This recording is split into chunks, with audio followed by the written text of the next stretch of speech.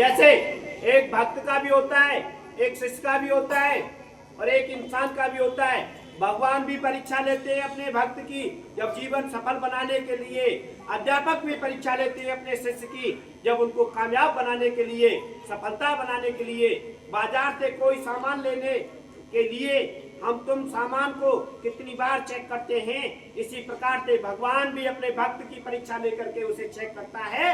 और ऐसे ही गुरु और एक टीचर होते हैं जो भी होते हैं अपने शिष्य की किस तरीका से परीक्षा लेते हैं, कितनी बार उनको परेशान किया जाता है, मारा जाता है, पीटा जाता है, डांटा जाता है, मगर उसे सफल बनाने के लिए इस तरीका से कूटा जाता है। जैसे एक बर्तन बनाने वाला जो भी होता है व्यक्ति अपने आप को वो रौंद रौंद करके उस मिट्टी को कितने आकार देता है, कितना उसे चमकीला बना देता है, वो ही एक चपटा बन जाता है, वो ही एक सुराही बन जाती है, वो ही एक पानी पिलाने वाली प्यास बन जाती है। ये जीवन में कामयाब बनने वाले सूत्र है। और अपने आप को कामयाब बनाने के लिए अपने आप को ऐसा ना सोचिए कि हमको पीटा क्यों गया है, मारा क्यों गया है, इंसल्ट क्यों गए। आप कामयाब बनना चाहते हैं तो सारी चीजों को झेलना सीखें, जीवन में आप लोग सक्सेसफुल होंगे।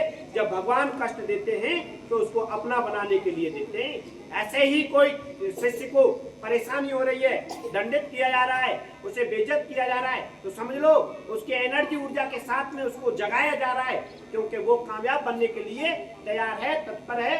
वो झेलना जानता है, समझना जानता है, सहना जानता है और वो अपने आप को कामयाब बनाने के लिए अपने गुरु के चरणों से आगे पीछे हटता नहीं है, उनके आशीर्वाद के साथ में अड़ा रहता है, उनके हर शब्द का मतलब समझना चाहता है, उन पर इतना बड़ा दृढ़ विश्वास कर लेता है। क्योंकि एक पत्थर बनाने वाला भी तो एक इंसान है, वो पत्थर से मूर्त बना देता है, उस मूर्त पर हमको तुमको कितना बड़ा विश्वास हो जाता है और उस मूर्त को जाकर के हम रातों दिन पूजते हैं, उसी में तो भगवान बस जाता है। हमारा एक दृढ़ विश्वास है तभी तो बसता है भगवान।